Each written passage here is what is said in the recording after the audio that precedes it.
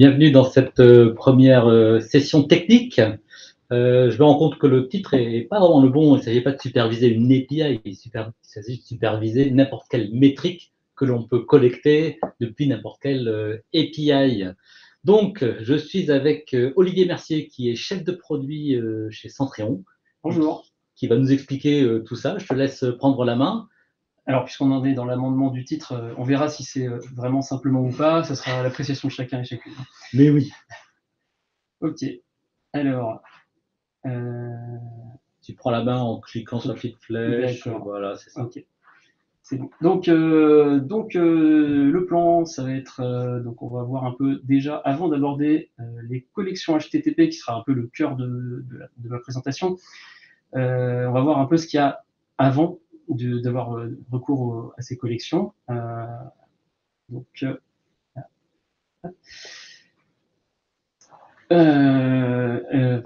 Je profite de la petite interruption pour dire que vous pouvez poser vos questions dans le questions and answers à droite ou dans le room chat et on essaiera d'y répondre à la fin, là au bout des 20 minutes, si on a le temps, sinon ce sera pendant l'open bar. Allez, c'est à toi. Donc voilà, donc je balayais le plan et je me suis emballé tout seul. Donc ensuite, on va voir ce que c'est qu'une collection, en gros comment c'est structuré, et puis on va voir à travers un exemple comment ça se construit. Vous verrez pas mal de captures d'écran dans cette présentation qui sont toutes issues de mon article sur The Watch que je viens de poster il y a une demi-heure, et donc dans lequel vous trouverez deux autres exemples en fait. Un qui est un peu plus simple et l'autre qui est un peu plus élaboré. Ensuite, à la fin, bon, je vous dirai un peu ce qui n'a pas été traité, mais vous verrez aussi, vous pourrez vous appuyer sur l'article pour compléter vos connaissances. Donc déjà, avant d'avoir recours aux collections HTTP, qu'est-ce qu'on a dans Centréon? On a Response Time, Expected Content et JSON Content. On ne va pas parler des deux premiers, parce que on n'a que 20 minutes, donc on ne va pas trop s'éterniser sur tous les templates. Mais en gros, puisque aujourd'hui on va plutôt parler d'API JSON, on va commencer par celui-là, qui est peut-être un peu sous-utilisé, un peu méconnu. Donc si vous avez un besoin basique, par exemple, là ici ce que j'interroge, c'est un endpoint qui existe vraiment sur Centréon, qui donne le statut de la plateforme. En gros, quand vous installez Centréon, vous devez faire tout un wizard pour finaliser l'installation, et ensuite, à chaque fois que vous faites une mise à jour, vous aurez besoin de suivre à nouveau un wizard qui vous finalise la mise à jour. Et en fait, quand vous venez d'installer Centréon, au démarrage, le isInstall il sera false, mais c'est pas à cette partie-là qu'on va s'intéresser, c'est la seconde, le as upgrade available, qui indique qu'une mise à jour a été faite côté soft, côté logiciel, et par contre n'a pas été finalisée via le wizard. Et donc, dans le cas où vous avez une mise à jour en attente, ce sera la valeur true. Donc pour surveiller cette valeur-là, en fait, on n'a pas besoin de faire de collection, on va faire ça avec le JSON Content, tout simplement.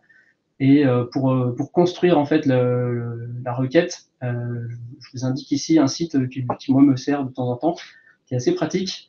Donc dans la partie inputs en bas à gauche, vous collez ce que vous renvoie le serveur, le code JSON brut. Dans la partie JSON Pass, vous tapez le chemin. Alors je vous laisserai vous documenter sur qu'est-ce que c'est qu'un chemin JSON, etc. Mais vous pouvez le tester directement ici, et là vous voyez dans la partie en bas à droite, Evaluation Results, vous voyez ce que ça vous extrait comme information. Bon là, évidemment, on est sur je crois qu'on peut pas faire plus simple comme code JSON, mais vous allez voir un peu plus loin qu'il y aura des fois où ça peut vous servir. Donc ça, c'est mon petit outil en ligne. Maintenant, voilà comment ça se passe avec ce fameux plugin HTTP et le mode JSON Content. Donc, j'ai mis des commentaires là dans la commande. Bon, si vous copiez-colliez cette commande, ça ne marcherait pas. à cause de ces commentaires, mais je vais vous les détailler à l'oral un peu de toute façon. Donc là, vous avez les éléments importants, c'est le URL path. Donc là, vous indiquez en gros le chemin de l'endpoint que vous voulez attaquer. Ensuite, le lookup, bah, c'est le path que je vous ai indiqué juste avant. Après, vous indiquez sur quoi vous voulez baser vos seuils, c'est-à-dire soit les valeurs, soit le comptage de nombre de valeurs. Et ensuite, vous appliquez votre seuil et vous faites vos deux options, vos deux règles de formatage, format OK, format warning. Dans le cas où je suis OK, bah, je dis que tout va bien. Et dans le cas où je suis en warning, je dis qu'il y a une mise à jour en attente. Et comme j'ai pas besoin de métrique pour ce check-là, j'ai ajouté l'option ça fait pas de mal de la proposer celle-là. Output ignore per data, ça vous permet d'enlever toutes les métriques sur n'importe quel plugin Centrion. Si vous n'avez pas besoin de stocker des métriques, bah, épargnez ça à votre base de données, à votre disque dur, etc. Petit truc et astuce. Voilà. Et les résultats, dans le cas où mon serveur est bien à jour, j'ai la première ligne, et dans l'autre cas, si j'ai partiellement seulement fait ma mise à jour, j'ai la seconde ligne. Donc ça, c'était le truc simple, sans HTTP collection. Et puis HTTP collection, maintenant, c'est un truc un petit peu plus nouveau, voilà, qui permet d'aller un peu plus loin. Alors, donc là, on va rentrer dans le dur. Voilà, donc il y a déjà des articles sur The Watch qui parlent de collection. Alors ça va être des collections sur SNMP et sur SQL. C'est le même principe, sauf que là, c'est HTTP. Donc en fait, quand vous faites du SNMP ou du SQL, enfin, tout est bien formaté, bien défini. J'ai une requête SQL, elle vous remontera les résultats toujours de la même manière, ainsi que une requête SNMP. Par contre, en web, vous pouvez avoir n'importe quoi. Donc il faut quelque chose de très souple pour pouvoir gérer toutes les situations.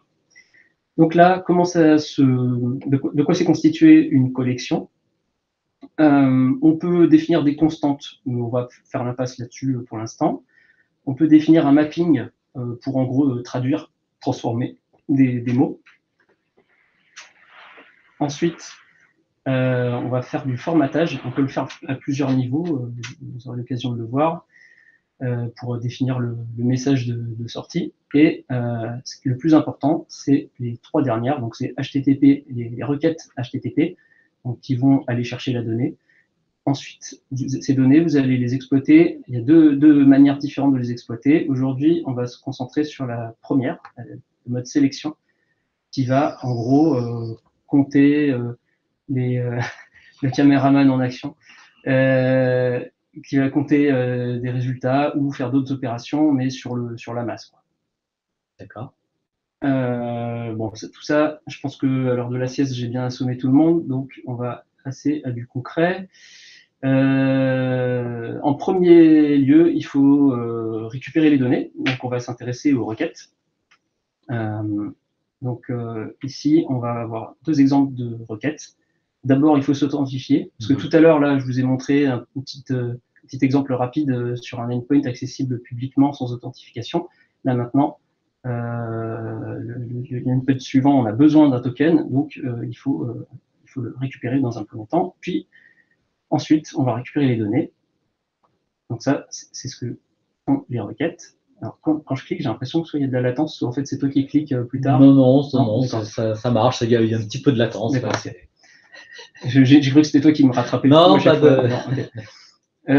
Donc, première étape, l'authentification. Alors là, ici, ce que vous avez, c'est comment on peut s'authentifier en ligne de commande avec une commande curl toute simple finalement. Hein. Donc, alors là, à chaque fois, vous verrez 127.0.0.1 parce que j'ai fait tous mes exemples sur un serveur central qui s'interroge lui-même.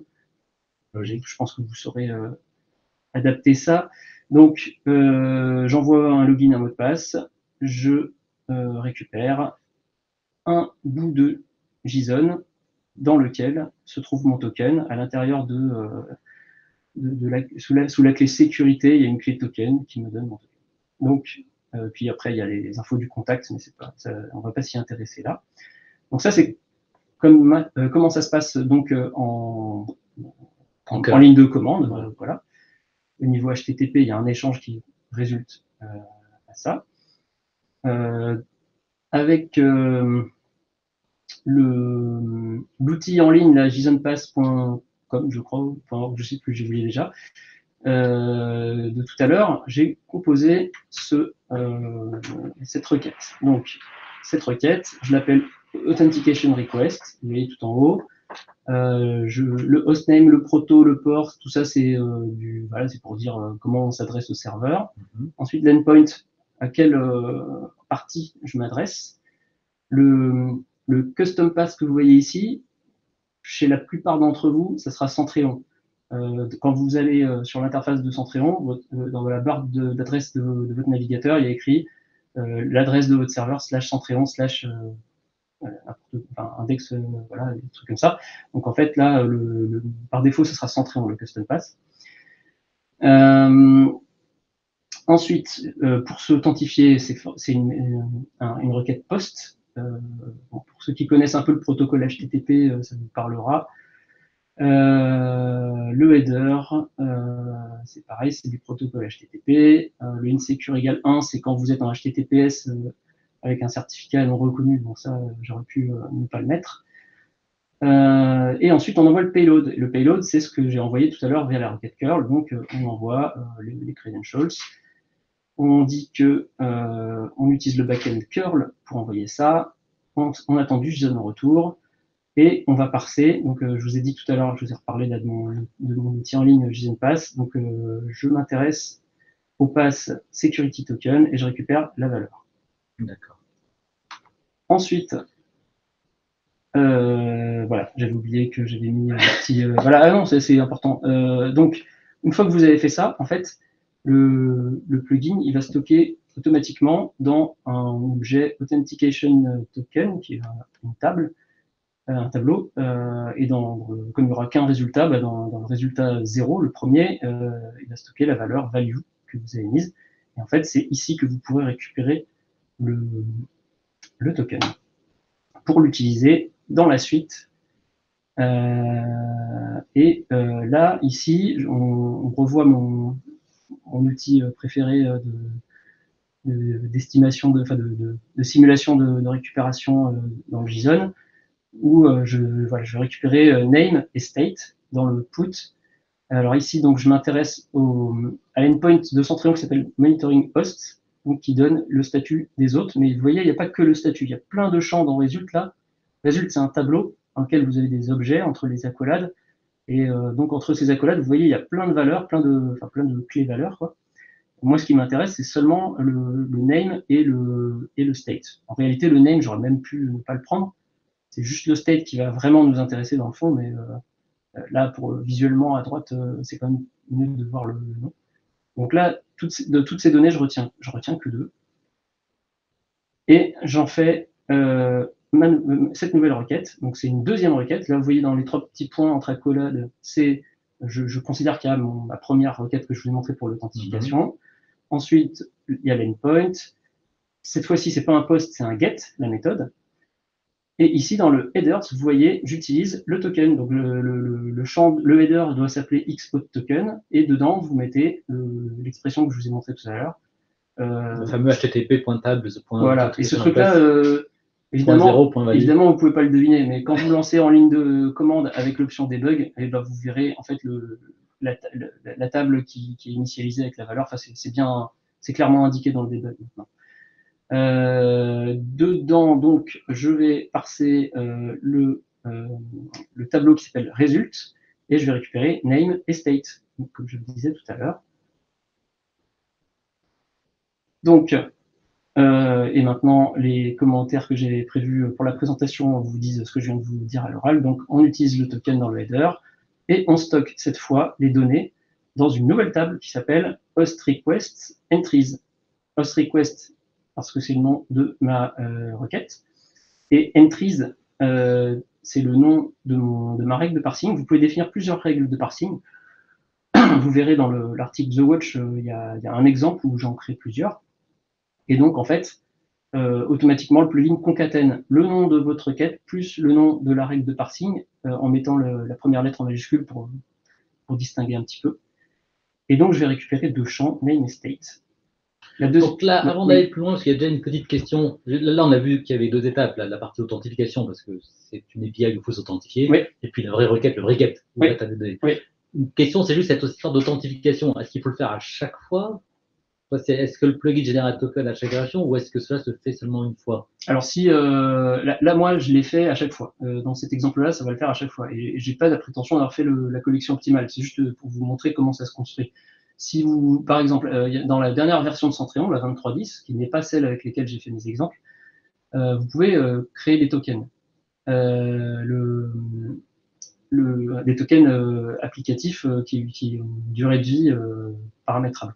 Moi, je l'ai pas utilisé là, mais si vous le faites, vous pourrez stocker votre token ou le mettre dans une macro et l'utiliser, enfin, le déclarer dans une constante et l'utiliser, réutiliser et pas vous authentifier à chaque fois. Alors, ce qu'il faut comprendre, c'est que cette histoire de token d'authentification, c'est quelque chose de l'API. C'est vous. Là, on prend comme exemple l'API de Centréon. En fait, en vrai, vous allez superviser des métriques de l'API d'un ERP ou d'un CRM ou de je ne sais trop quel équipement. Et c'est en fonction de cette API, comment est-ce qu'on s'authentifie, ou pas d'ailleurs, qu'on va utiliser soit à chaque fois, soit récupérer un token dans une macro. Voilà, donc maintenant que je récupère des données, je vais les exploiter avec une sélection. Donc là, vous voyez, sélection, c'est la deuxième balise importante qu'on va avoir ensemble. Donc cette balise, elle a un nom. À chaque fois, les noms sont libres. Mais ce qui est important, c'est après les conditions qu'on va mettre dedans. Donc là, par exemple, je peux vérifier le code HTTP de la requête qui m'intéresse, ou des requêtes même. Je peux vérifier plusieurs codes HTTP. Là, dans Critical, vous voyez, je fais la comparaison, je vérifie que ça m'a bien renvoyé un 200, etc. Si c'est pas bon, je sors. Je vais pas plus loin. Si j'ai pas pu m'authentifier, ça sert à rien que j'essaye de récupérer la liste des autres. Et j'envoie le message qui dit l'authentification a échoué, a donné le résultat, parce que mon message, pour le coup, il est générique, il a donné tel résultat. Et en fait, là, on verra tout à l'heure, mais si l'authentification échoue, ça mettra un critical avec l'authentification a résulté en 401. Et sinon, ça passe à la suite. Et donc, la sélection que j'appelle host selection, elle va d'abord utiliser deux fonctions. Une pour compter le nombre d'hôtes qui sont down. Donc, ici, vous voyez, c'est une fonction de type count qui va chercher dans la table host request entries le nombre d'éléments qui ont un state différent de 0. Un state égal à 0, c'est up pour un hôte, et différent de 0, c'est down. Donc, on sauvegarde ça dans une variable qui s'appelle downCount. Puis, on déclare une deuxième fonction qui va compter à nouveau, mais qui va compter tous les autres cette fois. Et donc, comme ça, on aura le nombre d'hôtes down et le nombre total d'hôtes. Ensuite, je déclare une perf data. Alors, le nom, je l'ai défini comme ça, mais vous pouvez l'appeler comme vous voulez. Sa valeur, c'est le down count. Donc, la valeur de ma métrique, c'est le nombre d'hôtes qui sont down. Je mets un warning à 0. Le minimum, c'est 0. Il ne peut pas y avoir moins de 0 hôtes. Et le max, c'est le host count. Donc, en gros, le retour, ce sera, vous le verrez un peu plus loin, mais en gros, ça me mettra en perspective le nombre d'hôtes down par rapport au nombre total. J'ai un warning, une condition warning qui dit, qui dit que c'est warning si on en a plus que 0. Et on affiche, on formate un message de put qui dit il y en a tant sur tant qui sont down. Tout ça, je l'ai dit. Voilà. Et voilà le résultat. Donc là, la première capture, là, c'est la commande qu'on exécute. Vous voyez que je définis mes constantes, là, ici, le port, le protocole, etc., pour surcharger, en fait, ce qui est défini dans la collection par défaut. Si tout va bien, alors j'ai le premier message, ok, tous les autres sont up. Si ça va pas bien, on me dit qu'il y a un hôte sur 5 qui est down. Donc, bon, là, on a eu 20 minutes pour parler de tout ça. J'ai été très vite et en fait, j'ai dosé pile poil pour le temps, donc c'est cool.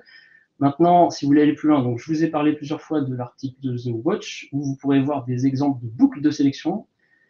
Mais vous pouvez aussi faire du mapping si besoin, et enfin, il y a pas mal de choses à voir en plus. Et je vous invite vraiment, si vous avez ce type de besoin, à aller lire un article. Et comme je le disais, il y a, comme je le disais pas plus tôt, il y a donc sur The Watch un espace pour data collection. J'ai bloqué les commentaires en réponse à mon post parce que je voulais pas que tout se mélange. Je veux que si y a des gens qui ont des questions, alors déjà vous pouvez en poser maintenant, mais s'il y en a d'autres qui vous viennent plus tard, vous pourrez créer chacun votre sujet dans Data Collection et on s'y retrouvera bien comme ça. Donc l'article il est dans Knowledge Base et dans la partie How to. Ça c'est là qu'il y a l'article. Il faut le lire hein, et faire des essais. Et ensuite on peut aller poser ses questions dans la partie Data Collection des forums. Il y a une question là, si on a plusieurs JSON Path et qu'on veut les récupérer automatiquement, est-ce que c'est possible? Alors, c'est dans le chat. C'est dans le chat. Il y a quelques discussions sur le chat en termes de complexité. Est-ce que c'est plus compliqué que d'écrire un plugin from automatiquement? Alors, je ne sais pas comment je dois comprendre le automatiquement, mais en tout cas, s'il y a plusieurs passes à aller scruter, vous pouvez définir plusieurs règles de parsing qui peuvent être dans des endroits très différents du code JSON, qui peuvent scruter des endroits différents de la réponse JSON.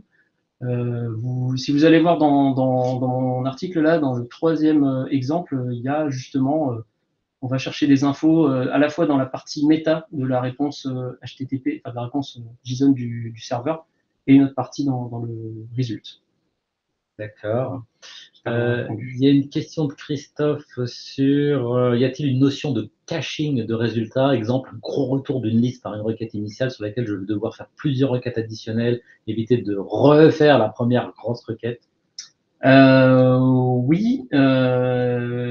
Alors, je ne sais pas si je ne saurais pas affirmer que c'est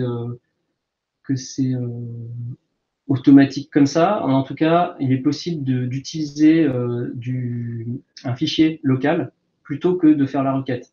Donc, si on a une grosse, si on a un premier script ou un premier service qui fait la récupération et derrière un autre service qui exploite les données ou plusieurs autres services qui exploitent les mêmes données dans un fichier local, ça peut marcher.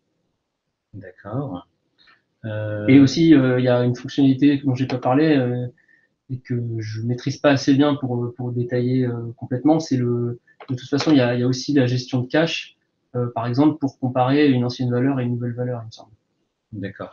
Donc on a mis dans le chat là, merci Fabrice. Fabrice a mis dans le chat le lien. Ah, super. Directement le lien vers le tuto qui a été posté il y a une demi-heure. Hein. Je regarde un petit peu les questions. Donc Jérémy demandait si c'était une réécriture de WebInject. Je ne sais pas sur quoi c'était basé. De quoi? De WebInject. C'est une librairie. Pas à ma connaissance. Bon, voilà. Sinon. Je pense que là.